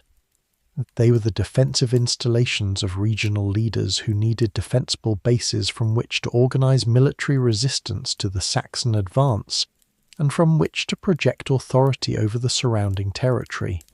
The Great Hall that the Cadbury excavations identified, a large timber building of considerable dimensions, consistent with the feasting hall of a major leader, is the physical equivalent of what the literary sources describe as Arthur's court, scaled to what the resources and the building traditions of the period could actually produce, rather than to the French Romance ideal of Camelot's towers and parapets. The evidence for significant military activity in the post-Roman Western British region, the refortified hill forts, the evidence of weapon production and storage, the skeletal remains of individuals who died violently, is consistent with what the historical sources describe when they describe the wars between the Britons and the Saxons, and the scale of the military operations implied by the refortification of a site like Cadbury suggests a leader of regional or interregional significance, capable of organising labour and commanding allegiance across a territory substantial enough to produce the workforce the fortifications required. Whether that leader was named Arthur, or whether the name Arthur was attached to this kind of figure as a title or an honorific by a later tradition that needed a single name for a role that multiple historical figures may have filled, is precisely the question that the evidence will not answer. The site most consistently associated with Arthur in the popular imagination is Tintagel in Cornwall, the dramatic headland on the North Cornish coast, where the ruins of a medieval castle hang above the sea, accessible only through a narrow neck of land between the mainland and the castle rock, with the cave below associated in the local tradition with Merlin. Tintagel was identified by Geoffrey of Monmouth as Arthur's birthplace, and the identification has stuck with a tenacity that the archaeology only partially supports. The ruins visible at Tintagel are those of a medieval castle, built in the 13th century long after any historical Arthur would have lived. But excavations at the site in the late 20th and early 21st century have revealed something significantly more interesting beneath the medieval remains: the traces of a substantial post-Roman settlement dating from precisely the period of the historical Arthur, the late 5th and 6th centuries, with imported Mediterranean pottery demonstrating that whoever lived there in that period was wealthy enough to maintain trading connections with the Byzantine Mediterranean. The most significant find was an inscribed stone, the Artoniu stone discovered in 1998, bearing a Latin inscription that includes a name that some scholars have read as a form of Arthur. The reading is disputed. The stone is real. The settlement is real. Whether the connection to Arthur is real remains, as always with this subject, uncertain. Cadbury Castle in Somerset has been another persistent candidate for the site of Camelot, a large Iron Age hill fort that was refortified in the late 5th century, providing evidence of a substantial military occupation at precisely the right period. The Arthurian associations of Cadbury Hill are documented from the 16th century, when the antiquary John Leland reported that local people called it Camelot and associated it with Arthur, and the excavations led by Leslie Alcock in the 1960s confirmed that the site had indeed been reoccupied and substantially fortified in the late 5th century, with evidence of a great hall and a gatehouse of a scale consistent with a major regional leader of the period. Cadbury is not Camelot in any documentary sense, but it is exactly the kind of place, a large defensible hilltop site refortified at the right period in the right region, that a historical Arthur-type figure might have used as a base of operations, and the local tradition associating it with Arthur may preserve a memory more specific than it has been given credit for. Glastonbury, on the Somerset levels not far from Cadbury, is the site most directly associated with Arthur's burial in the medieval tradition. In 1191, the monks of Glastonbury Abbey announced that they had discovered the tomb of Arthur and Guinevere in their churchyard, including a lead cross with the inscription, "Here lies the famous King Arthur in the Isle of Avalon." The discovery was enormously convenient for the abbey, which had recently suffered a devastating fire and was in desperate need of funds and pilgrims, and modern scholarship is near universal in its skepticism about the authenticity of the discovery. The cross and the bones have long since disappeared, and the circumstances of the announcement bear all the marks of a medieval, promotional exercise rather than a genuine archaeological find.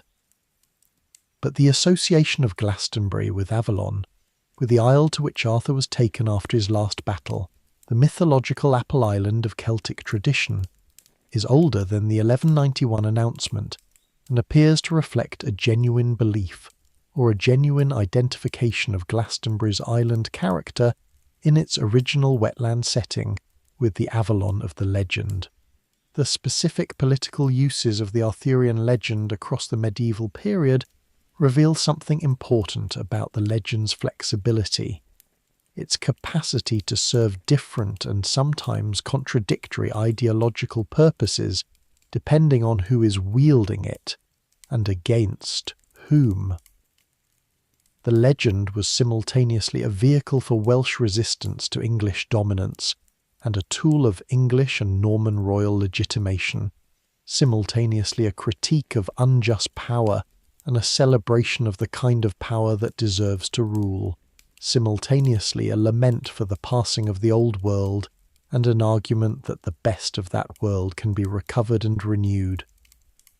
The Norman kings of England, from William the Conqueror through the Angevin dynasty, had specific reasons to welcome the Arthurian tradition and to find Geoffrey of Monmouth's version of it congenial. They were ruling a population that was still deeply Anglo-Saxon in culture and consciousness, and they needed a mythology of British identity that could speak to both the Norman ruling class and the Anglo-Saxon population below them, without privileging either. Arthur was British, neither Norman nor Saxon, but the heir of a tradition that preceded both, and his court was explicitly presented as the gathering point for the best of all nations, a multicultural fellowship that could absorb Norman chivalry and Anglo-Saxon heroism without belonging exclusively to either. Henry II, who ruled England from 1154 and under whose patronage much of the early Arthurian literary production occurred, was particularly attentive to the political usefulness of the legend.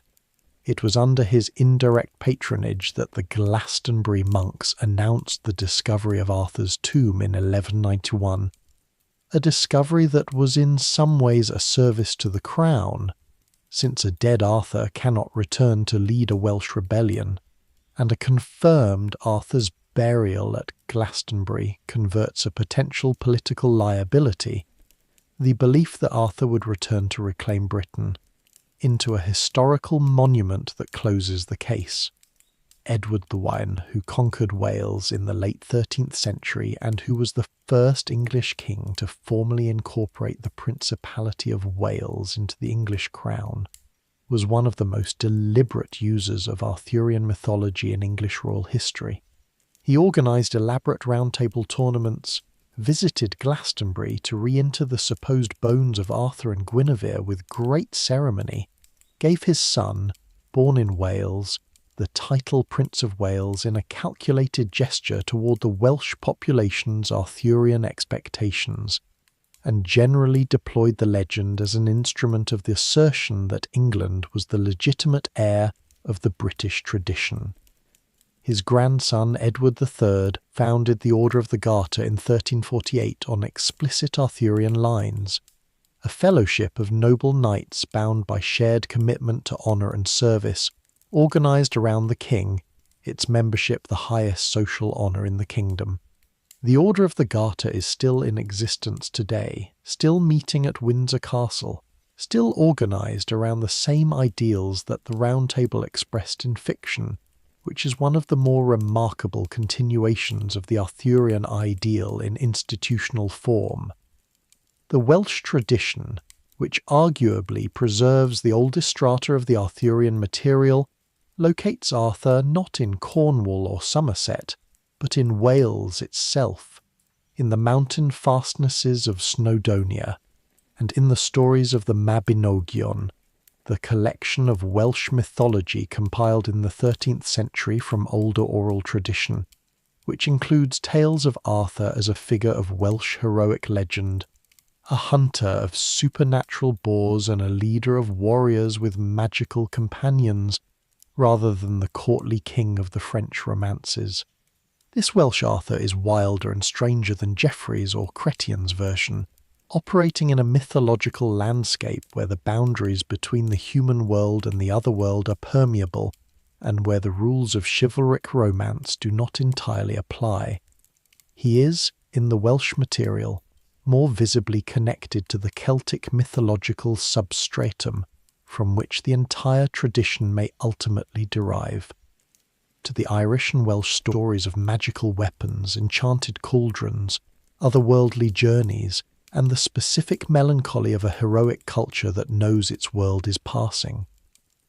The promise of Arthur's return, the Rex quondam Rex ge futurus, the once and future king, as Malory's Excalibur inscription has it, is the element of the tradition that most clearly reveals its function as something more than historical narrative or even literary entertainment. The belief that Arthur is not dead but sleeping in a cave in a Welsh mountain or a Scottish hillside or Avalon, waiting to return when Britain has greatest need of him, is documented from the 12th century and has persisted in various forms to the present day. It is a belief of a specific psychological type, the consolation offered to a people who have experienced loss and who cannot fully accept that what was lost is gone forever. The story of the returning king is not unique to the Arthurian tradition. Frederick Barbarossa sleeps under the Kyffhäuser mountain in Germany. Charlemagne sleeps somewhere in the mountains of France. Holger, the Dane, sleeps in the foundations of Kronborg Castle in Denmark. Sebastian of Portugal sleeps and will return to lead his country to greatness. The specific mythological pattern of the sleeping hero who will come again in the hour of need appears across European culture in ways that suggest it is responding to something very deep in the human experience of loss and the human need for hope.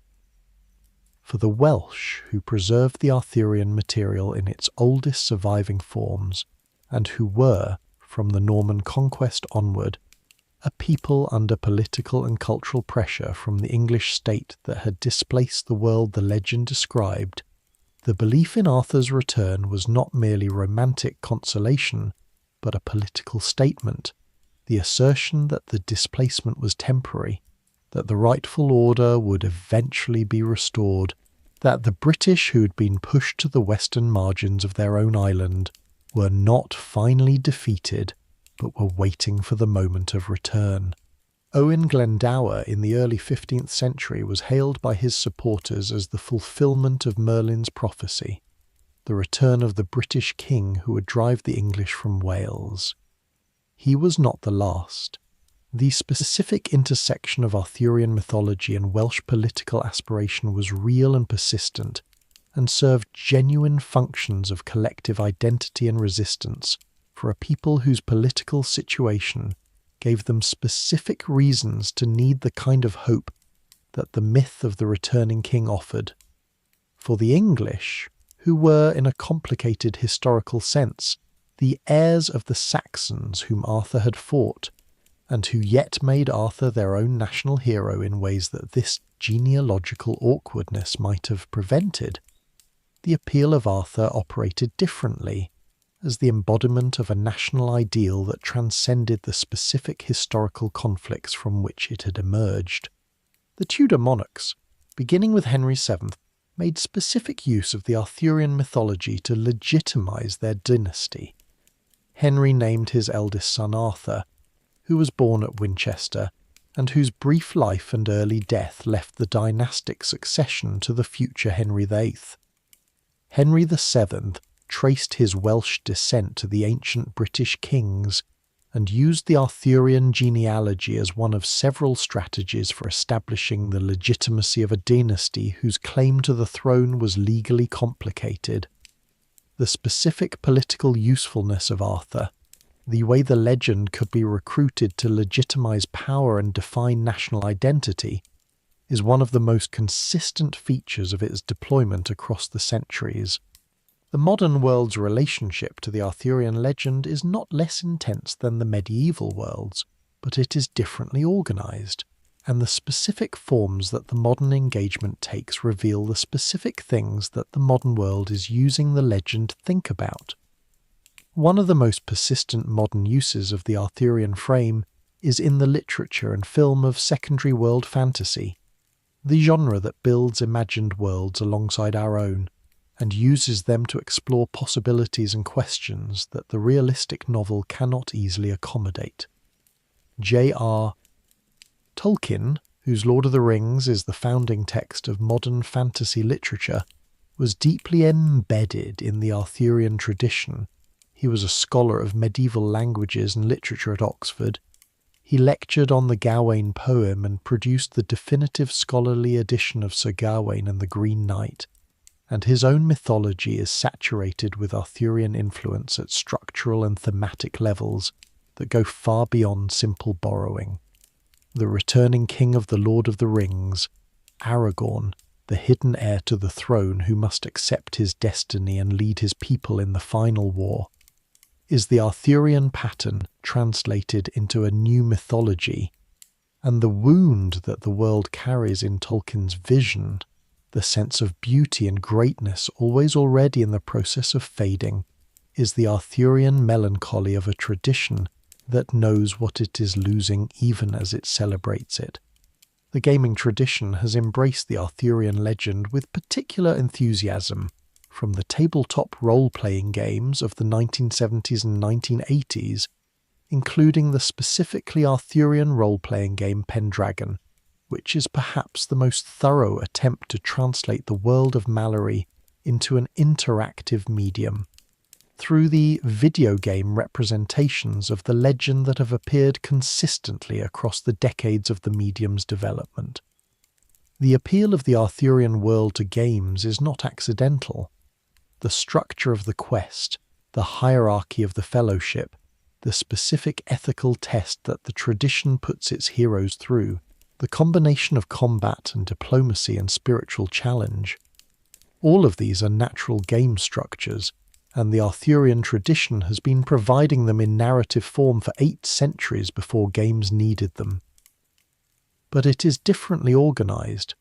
We no longer believe that Arthur is literally sleeping in a cave waiting to return. We no longer take the prophecies of Merlin as guides to current events.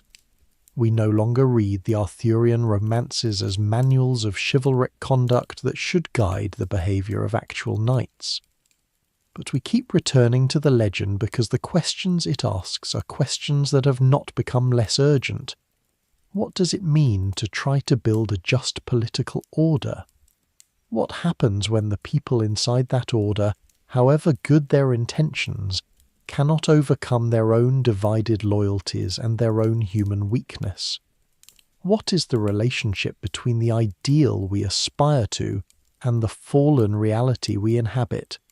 Can a civilization that knows what justice looks like and tries to build it and fails, does it fail in a way that is merely tragic, or in a way that matters, that leaves something behind, that changes the world it failed in for having existed? These are the questions the legend keeps asking in every century and in every form it takes. They are the questions that Arthur poses by existing, by being the king who came closest to the ideal and was destroyed by the gap between the ideal and the human.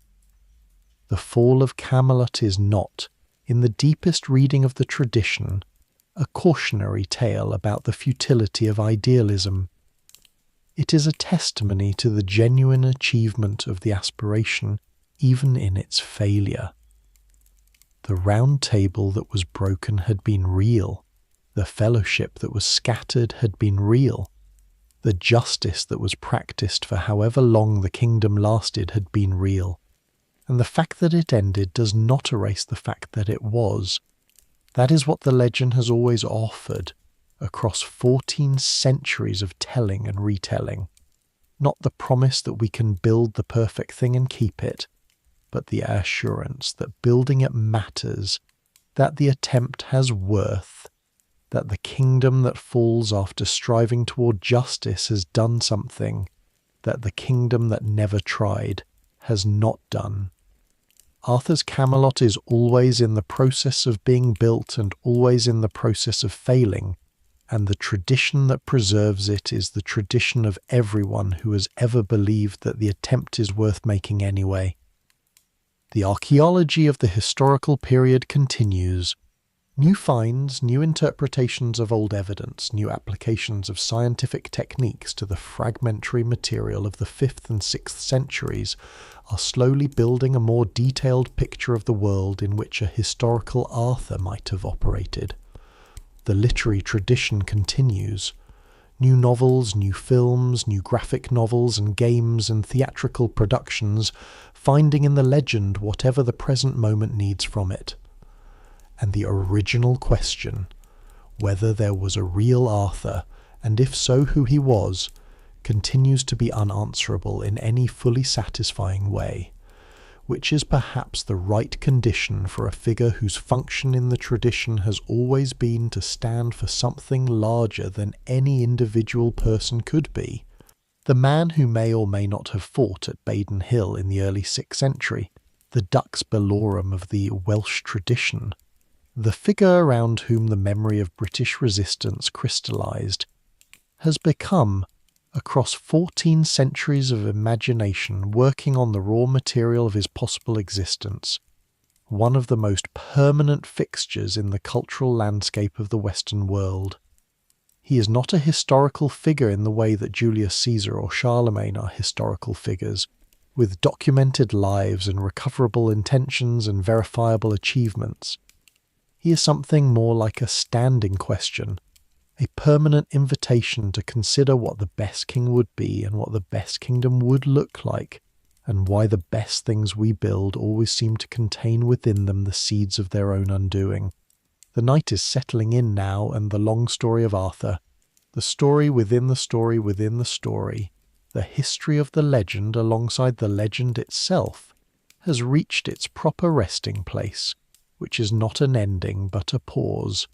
The legends do not end. They rest in the sleeping king tradition, in the amber of whatever the last great retelling left them in, waiting for the next reader, or the next writer, or the next century to need them again and wake them up. Somewhere under a Welsh mountain, in the tradition that will not entirely let go of the beautiful impossibility, Arthur sleeps with his knights around him, their armour still bright, their faces still at peace, the long sleep between one need and the next not aging them at all. It is a comforting image, which is why it has lasted. Not because anyone literally believes it, but because what it stands for, the persistence of the best things we have been, the availability of our own best selves to future need, is something that the human imagination reaches for and does not want to let go of. The Round Table is broken, the fellowship is scattered. The Grail was found by one perfect knight and taken out of the world with him, beyond the reach of the merely good. Excalibur is under the water, in the hand that rose to take it. Guinevere is at Amesbury with her nuns. Lancelot is in his hermitage keeping vigil. Merlin is wherever Merlin goes when the story no longer needs him. And Arthur is in Avalon, healing from a wound that has not yet healed, in a place that is neither death nor life, but something the tradition has never had a precise name for. The place where the best things wait to be needed again. Let that settle around you now. The Round Table chamber is quiet. The swords are at rest. The castle is still, and the lake is still, and the sword is under the water, and the hand that held it is gone. Outside, the stars are doing what the stars always do, wheeling above a world that is always in the process of losing something that mattered, and always in the process of finding, in the loss, the story that will carry it forward. The king is not dead. The king is sleeping. And in the morning, which is not yet but is coming, there will be need again. Rest easy.